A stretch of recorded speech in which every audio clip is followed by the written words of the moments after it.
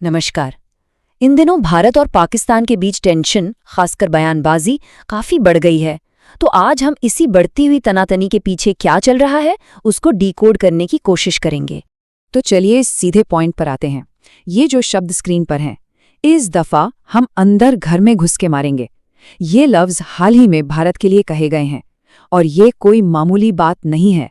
ये एक बहुत बहुत सीधी धमकी है। और जानते हैं ये धमकी दी किसने? किसी आम नेता ने नहीं, ये पाकिस्तान के डिफेंस मिनिस्टर ख्वाजा आसिफ का बयान है। देखिए, जब इतने बड़े पद पर बैठा कोई शख्स ऐसी बात कहता है ना, तो वो सिर्फ लफ्ज नहीं रह जाते, ये एक पॉलिसी लेवल सिग्नल बन जाता है। अब सबसे दिलचस्प बात पता है क्या है? ये कोई आइसोलेटेड इंसिडेंट नहीं है, बिल्कुल नहीं। ये एक पैटर्न का हिस्सा है जो धीरे धीरे बन रहा है। चलिए इस पैटर्न को थोड़ा और समझते हैं। तो ये सिलसिला तेज हुआ मार्च 2026 में, जब प्रेसिडेंट जरदारी ने अपनी पार्लियामेंट में कहा कि भारत कोर्ट एक और युद्ध की तैयारी कर रहा है, ठीक है। और फिर ठीक एक महीने बाद अप्रैल में उनके डिफेंस मिनिस्टर आगे बढ़कर भारत के अंदर घुसकर मारने की धमकी दे देते हैं। मतलब सिर्फ एक महीने के अंदर बयानबाजी का लेवल कहां से कहां पहुंच गया, ये साफ दिख रहा है। तो एक तरफ तो ये इतने अग्रेसिव बयान है, लेकिन क्या पिक्चर सिर्फ इतनी ही है? शायद नहीं। कहानी में एक ट्विस्ट है। आइए पाकिस्तान की ऑफिशियल पॉलिसी और इन पब्लिक स्टेटमेंट्स के बीच जो एक अजीब सा कॉन्ट्रडिक्शन है, उसको समझते हैं। यहाँ देखिए, एक बहुत ही गहरा विरोधाभास है। एक तरफ पाकिस्तान ऑफिशियली रीजनल पीस या मीनिंगफुल नेगोशिएशंस की बात करता है, कागजों पर सब अच्छा है, लेकिन दूसरी तरफ उन्हीं के नेता घर में घुसकर मारने से लेकर अपमानजनक हार और इंडियन सिटीज को टारगेट करने तक की धमकियां दे रहे हैं। ये तो बिल्कुल एक डुअल ट्रैक पॉलिसी लगती है ना? तो आखिर ये स्ट्रैटेजी है क्या? इसे ब्लेम गेम स्ट्रैटेजी कह सकते हैं। चलिए इसको स्टेप बाय स्टेप समझें। पहले पब्लिकली इंडिया पर इल्जाम लगाओ कि वो जंग की तैयारी कर रहा है। फिर पर्दे के पीछे से ऐसी अग्रेसिव धमकियां दो। तीसरा, रिपोर्ट्स के मुताबिक प्रॉक्सी ग्रुप्स को अटैक्स के लिए सपोर्ट करो। और चौथा, सबसे जरूरी, इंटरनेशनल लेवल पर सब कुछ डिनाई कर दो कि हमने तो कुछ किया ही नहीं। ये एक बहुत ही सोची समझी चाल लगती है। तो इस सबसे एक बात तो बिल्कुल साफ हो जाती है, असली लड़ाई अब सिर्फ मिलिट्री रेडीनेस की नहीं रही। ये लड़ाई अब इंफॉर्मेशन और शब्दों से लड़ी जा रही है। एक बिल्कुल नया बैटलफील्ड, एक नया मैदान जंग तैयार हो चुका है। और इस नए बैटलफील्ड का नाम है नैरेटिव वॉरफेयर। सिंपल शब्दों में इसका मतलब क्या है?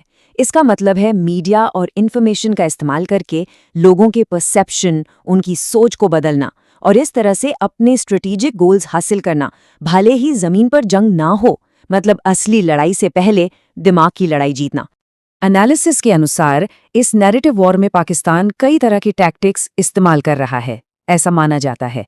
जैसे कि अपने जर्नलिस्ट को यूज करके गवर्नमेंट की बात फैलाना, इंडिया को एक एग्रेसर के रूप में पोर्ट्रे करना, फॉरेन मीडिया का सहारा लेकर प्रो पाकिस्तान आर्टिकल्स पब्लिश करवाना और सहयोगियों की मदद से फेक न्यूज फैलाना। लेकिन शब्दों की ये बढ़ती हुई जंग जियोपॉलिटिकल एनालिस्ट्स को भविष्य के बारे में एक बहुत ही गंभीर नतीजे पर पहुंचा रही है। और वो नतीजा जुड़ा है इस एक साल से, 2026। जी हां, यूएस के थिंक टैंक्स प्रेडिक्ट कर रहे हैं कि इसी साल 2026 में इंडिया और पाकिस्तान के बीच एक आर्म्ड कॉन्फ्लिक्ट यानी एक हथियारबंद संघर्ष की हाई प्रोबेबिलिटी है, बहुत ज्यादा संभावना है। और ये सिर्फ हवा में कही गई बात नहीं है, ये पैटर्न्स और डेटा के एनालिसिस पर बेस्ड है। तो सवाल उठता है कि ये संघर्ष शुरू कैसे हो सकता है?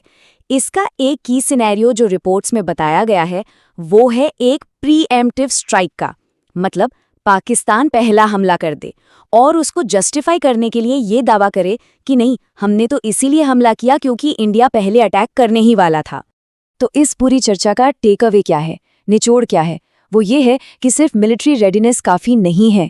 फौजी तैयारी तो ज़रूरी है ही, लेकिन उसके साथ साथ इंटरनेशनल प्रोपेगेंडा को काउंटर करने और इस इन्फॉर्मेशन वॉर को जीतने के लिए एक रॉक सॉलिड स्ट्रैटेजी का होना भी उतना ही, बल्कि शायद उससे भी ज़्यादा ज़रूरी हो गया है। और आखिर में एक सवाल जिस पर सोचना ज़रूरी है, आज के इस मॉडर्न कॉन्फ्लिक्ट के दौर में ज़्यादा बड़ा खतरा क्या है? एक मिसाइल का लॉन्च होना या एक नैरेटिव का वायरल हो जाना? दुनिया भर की घटनाओं के साथ साथ हाल ही में एक बड़ी खबर आ रही है। ईरान ने एक अमेरिकी F-15 फाइटर जेट को मार गिराया है। ये एक ऐसी घटना है जो पहले से ही तनावपूर्ण क्षेत्र में, आप जानते हैं, आग में घी का काम कर रही है। देखिए, ये ईरान के लिए कोई छोटी मोटी बात नहीं है, ये एक बहुत बड़ी सैन्य कामयाबी है। F-15 ये अमेरिकी वायुसेना के सबसे एडवांस विमानों में से एक है, और उसे मार गिराना ये ईरान की बढ़ती मिलिट्री ताकत का एक जबरदस्त सबूत है। और जाहिर है, दुनिया भर के जो बड़े बड़े न्यूज़ आउटलेट्स हैं वो इस खबर पर अपनी नज़र बनाए हुए हैं। इसे दो देशों के बीच एक बहुत ही खतरनाक मोड़ के तौर पर देखा जा रहा है, जो पहले से ही एक तरह से टकराव के रास्ते पर हैं। तो अब सवाल ये उठता है कि आखिर ये हुआ कैसे?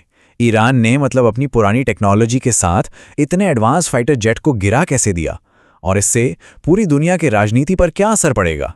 और सबसे हैरान करने वाली बात तो ये है कि ईरान ने ये कारनामा अपने सोवियत दौर के एयर डिफेंस सिस्टम से किया है, मतलब दशकों पुरानी तकनीक से। ये दिखाता है कि ईरान के मिलिट्री प्लानर्स कितने, कह सकते हैं, चतुर और साधन संपन्न हैं। एक बात समझनी होगी, ये F-15 कोई आम फाइटर जेट नहीं है।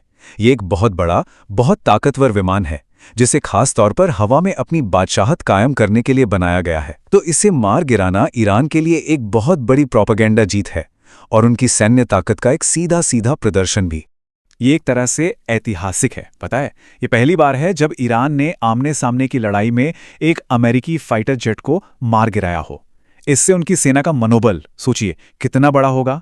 तो जैसे ये जेट गिराना, ईरान की जमीन पर एक हाई स्टेक्स, कह सकते हैं, चूहे बिल्ली का खेल शुरू हो गया। दोनों ही तरफ से बचे हुए पायलट्स तक पहुंचने की होड़ मच गई, और फिर एक बड़ी खोज हुई। ईरानी सेना को जेट की इजेक्शन सीट मिली, वो भी बिल्कुल सही सलामत। इससे ये बात तो पक्की हो गई कि पायलट बच गए हैं और अब वो ईरान के ही इलाके में कहीं पर हैं। यहां पर जो दिलचस्प बात है वो ये है कि एक ही जगह पर दो अलग अलग मिशन चल रहे थे। एक तरफ अमेरिका का बचाव अभियान और दूसरी तरफ ईरान की तरफ से पायलट्स को खोजने की मुहिम, और दोनों के पास वक्त बहुत कम था। अब इसमें एक और ट्विस्ट आया। अमेरिकी रेस्क्यू हेलीकॉप्टर्स का सामना ईरानी सेना से नहीं हुआ, बल्कि वहां के लोकल कबीलों ने उन पर फायरिंग शुरू कर दी। इससे पूरा बचाव मिशन और भी ज्यादा मुश्किल और खतरनाक हो गया। इसी बीच ईरान की सरकार ने इस खोज को और तेज करने के लिए एक अलग ही कदम उठाया। उन्होंने ऐलान कर दिया कि जो भी नागरिक अमेरिकी पायलट को पकड़वाने में मदद करेगा, उसे एक बड़ा इनाम दिया जाएगा। उधर वॉशिंगटन में इस घटना ने एक राजनीतिक भूचाल ला दिया। अमेरिकी मिलिट्री लीडरशिप के अंदर ही एक दूसरे पर इल्जाम लगाने का दौर शुरू हो गया। और फिर कहानी में एक नाटकीय मोड़ आया। अमेरिकी सेना ने ऐलान किया कि उन्होंने एक पायलट को तो कामयाबी से बचा लिया है, लेकिन दूसरे क्रू मेंबर का क्या हुआ, जो वेपन सिस्टम्स ऑपरेटर था, ये अभी भी एक बहुत बड़ा सवाल बना हुआ है। और ये अंदरूनी कलह देखिए, मतलब अमेरिका के युद्ध सचिव ने खुलेआम आर्मी चीफ से इस्तीफे की मांग कर दी। इससे साफ हो गया कि अमेरिकी मिलिट्री कमांड के अंदर कितनी गहरी दरार पड़ चुकी है। ईरान ने इस मौके का पूरा फायदा उठाया, जिसे इन्फॉर्मेशन वॉर कहते हैं। उन्होंने अमेरिकी मिलिट्री लीडरशिप की इस आपसी लड़ाई का मजाक उड़ाना शुरू कर दिया और इसे अमेरिका की कमजोरी के तौर पर पेश किया। तो एक पायलट तो बच गया, लेकिन दूसरा अभी भी लापता है। मतलब ये संकट अभी खत्म नहीं हुआ है, बल्कि हो सकता है कि इसका अगला पड़ाव और भी ज्यादा खतरनाक हो। अब पूरा मामला आकर एक ही सवाल पर अटक गया है, दूसरा पायलट है कहां और वो किस हाल में है। ईरान के अंदर तो इस खोज ने एक तरह का राष्ट्रवादी जुनून पैदा कर दिया है। सेलिब्रिटीज से लेकर आम लोग तक सब लापता पायलट को पकड़वाने में मदद के लिए अपनी कीमती चीजें तक दांव पर लगा रहे हैं।